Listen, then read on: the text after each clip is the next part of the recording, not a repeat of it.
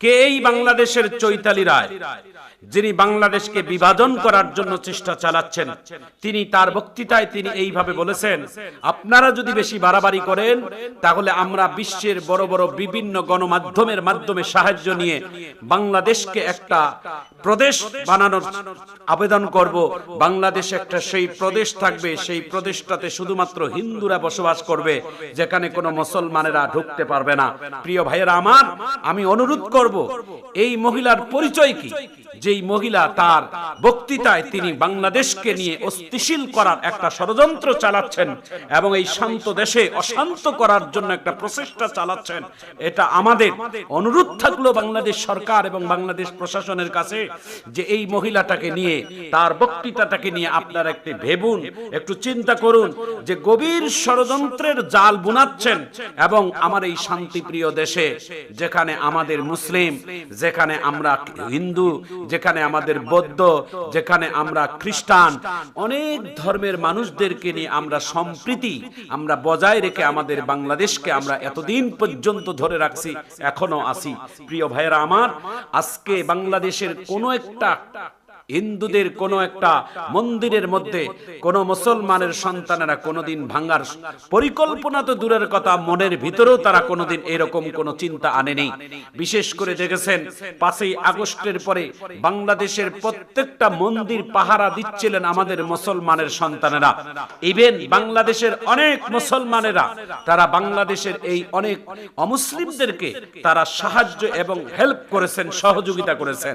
কারণ এটা আমাদের শিক্ষা নয়, এটা আমাদের প্রিয় নবী মুহাম্মদ সাল্লাল্লাহু আলাইহি ওয়াসাল্লাম আমাদেরকে শিক্ষা দেয়নি যে তোমরা যতই শক্তিশালী হও, তোমরা দুর্বল ধর্মের মানুষদের উপর অবিচার করো, অত্যাচার করো, তাদের বাড়িতে আগুন দাও, তাদের উপর নির্যাতন করো।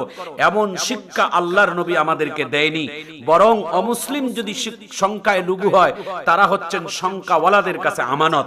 তারা আমাদের ভাই, তারা আমাদের বোন, তাদেরকে হেফাজত করা, তাদেরকে দেখাশোনার দায়িত্ব আমাদের মুসলমানের। মাছ যেমন পানির মধ্যে নিরাপদ, সন্তান যেমন মায়ের কাছে নিরাপদ, এর থেকে বাংলাদেশের অমুসলিমেরা আমাদের মুসলমানের কাছে সব থেকে বড় নিরাপদে আছে। আজকে বহির্বিশ্বের যত মুসলমানেরা আছে সব জায়গায় কোনো না কোনো ভাবে লাঞ্ছিত, বঞ্চিত এবং নির্যাতিত।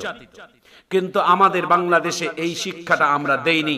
আমাদের সরকার ভালো, আমাদের দেশ ভালো, আমাদের দেশের নীতি ভালো, আমাদের দেশের প্রশাসন ভালো, সবকিছুই ভালো।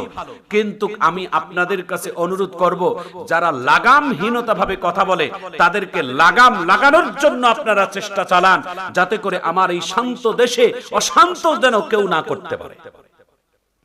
প্রিয় ভাইয়েরা আমার, প্রিয় বন্ধুরা আমার, বাংলাদেশে মন্দির হবে, আমরা বলি নাই যে মন্দির হবে না, মন্দির হবে। বাংলাদেশে সনাতনী ধর্মের লোকেরা তারা মন্দিরের মধ্যে পূজা করবে, ধর্মের মানুষেরা তাদের তাদের ধর্ম মন্ত্রণালয় যাই তারা তাদের যা করার তারা ইবাদত বন্দেগী করবে, আমরা বাধা দেব না। আমরা এ কথা বলিনি। মুসলমানের আসল কথা হচ্ছেন বাংলাদেশের এই 90% মুসলমানের দেশে হিন্দুদের সনাতনী ধর্মের যে সমস্ত মন্দির আছে, মন্দিরের ভিতরেই তারা তাদের মণ্ডপগুলো বানাবে, তাদের ভিতরের মধ্যেই তারা সবকিছুই করবে, মুসলমানেরা তাদেরকে পাহারা দিবে। তাই বলে মুসলমান রাষ্ট্রের মধ্যে রাস্তার চৌরাস্তার মাঝখানে এত বড় একটা মন্দির, রাম মন্দির বানা, এটার জন্য আমরা অনুরোধ করছি যে এটা সুষ্ঠু তদন্ত আপনি করেন। এই চৈতালি রায় যেভাবে অস্থিতিশীল করতেছেন বাংলাদেশের বিভিন্ন গণমাধ্যম এবং সাংবাদিকদের সামনে, এটা আমরা প্রতিবেদন জানাই, প্রতিবাদ জানাই যে অবশ্যই আপনারা একটা সুষ্ঠু তদন্ত নিয়ে এই মহিলার আসল পরিচয় জনগণের সামনে আপনি তুলে ধরুন। আমার মনে হয় এই মহিলা একজন ভারতের দালাল এবং পূর্বের স্বৈরাচারের দালাল। কারণ আমাদের অনেক অমুসলিম ভাইয়েরা, অনেক সনাতনী ধর্মের ভাইয়েরা এই এই এই এই এই চৈতালি রায়ের বিরুদ্ধেও তারা মুখ খুলেছে।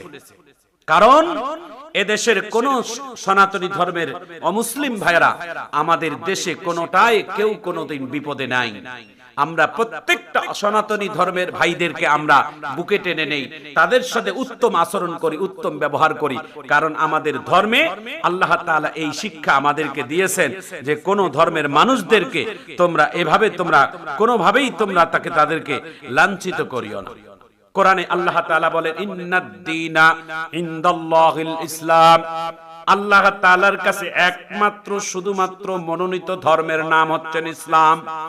সেই ধর্মকে যারা ট্যাগ লাগাইয়া সন্ত্রাসী বলে, যারা জঙ্গিবাদী বলে, যারা এই ধর্মটাকে যারা বিভিন্ন কাজে লাগায়, এই সমস্ত মানুষদেরকে চিহ্নিত করা দরকার। নবী করিম সাল্লাল্লাহু আলাইহি ওয়াসাল্লাম ছিলেন মানবতার নবী। শুধু মুসলমানের নবী তা না, সকল মাখলুকাত, সমগ্র জাহানের এবং সকল মাখলুকের তিনি হচ্ছেন মহানবী। আল্লাহর পয়গম্বর সাল্লাল্লাহু আলাইহি ওয়াসাল্লামের একটা ছোট্ট ইতিহাস আপনাদেরকে শোনাই, শিখে যাবেন। আল্লাহর নবী একদিন মসজিদে নববীর ভিতরে বসা ছিলেন। পাশের মধ্যে হযরত আবু বকর উমর দুইজনে ছিলেন। একজন অমুসলিম না বুঝে আল্লাহর নবীর মসজিদে নববীর ভিতরে ঢুকে প্রবেশ করে তিনি দাঁড়িয়ে পেশাব করা শুরু করলেন। দাঁড়িয়ে পেশাব করা দেখে হযরত উমর আর আবু বকর দুইজনে সালে আল্লাহর নবীকে বলতেছেন, ইয়া রাসূলুল্লাহ, আপনি আছেন বলে আমরা এখনো এই যুবকটাকে বেঁচে রাখছি, এতক্ষণ আপনি না থাকলে আমরা কতল করে ফেলতাম। আল্লাহর নবীর ঘরে দাঁড়িয়ে পেশাব করার অপরাধে আল্লাহর নবী এত বড় অপরাধ করার পর একজন অমুসলিমকে মারার জন্য অনুমতি দেয় নাই। আল্লাহর নবী বলছেন, এই সাহাবী তোমরা থামো, আমি নিজেই দেখি কেন সে দাঁড়িয়ে আল্লাহর ঘরে পেশাব করলো। আল্লাহর পয়গম্বর মানবতার নবী রাহমাতুল লিল আলামিন নবী নিজেই পায়ে হেঁটে ইহুদির সামনে যায় বলছেন, ভাই এটা রবের ঘর, আমরা মুসলমানেরা এখানে আল্লাহর ইবাদত করি, এটা আল্লাহর ইবাদতের জায়গা। পৃথিবীতে সবথেকে দামি ঘরের নাম হলো মসজিদ। আহাব্বুল বিলাদি ইলাল্লাহি মাসাজিদুহা ওয়া আবগাদুল বিলাদি ইলাল্লাহি আসওয়াকুহা। দুনিয়ার জমিনে সবথেকে দামি ঘরের নাম হচ্ছে আল্লাহর ঘর মসজিদ, সবথেকে নিকৃষ্টতম জায়গার নাম হচ্ছে বাজার।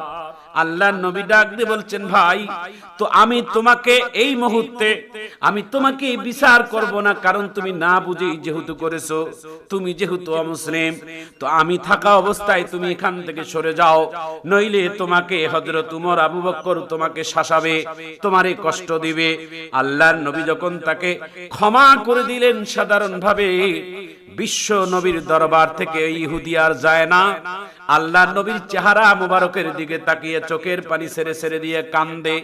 আল্লাহর নবী ডাক দিয়ে বলে, কেন তুমি যাও না আর আমার দিকে তাকিয়ে তুমি কেন কান্দো? বিশ্ব নবীর চেহারা দেখে কান্দে আর ডাক দিয়ে বলে, ইয়া রাসূলুল্লাহ, ইয়া হাবিবাল্লাহ, নাম শুনেছি, কোনদিন আপনার চেহারা মুবারক দেখি নাই। যেমন আপনার চেহারার মধ্যে নূর, তেমন আপনার হৃদয়ের মধ্যে ভালোবাসা। আমি একজন অমুসলিম হয়ে যে অপরাধ করেছি, এই অপরাধের শাস্তি না দিয়ে আপনি সাধারণ ক্ষমা করে দিলেন। আমি আর আপনার দরবার থেকে এমনি এমনি যাব না, আমাকে কালেমা পড়াই মুসলমান বানিয়ে দেন। আশহাদু আল্লাহ ইলাহা ইল্লাল্লাহু ওয়া আশহাদু আন্না মুহাম্মাদান আবদুহু ওয়া রাসূলুহু। ইসলাম একটি শান্তির ধর্মের নাম। ইসলাম কোনদিন উগ্রপন্থীর নাম নয়। ইসলাম একটি শান্তির নাম। ইসলাম একটি ধর্মের নাম, যেই ধর্ম মানুষকে পথ দেখায়, আলোর প্রদর্শন দেখায়, আলোর পথ দেখায়, সেই ধর্মের নাম হচ্ছে ইসলাম। সুতরাং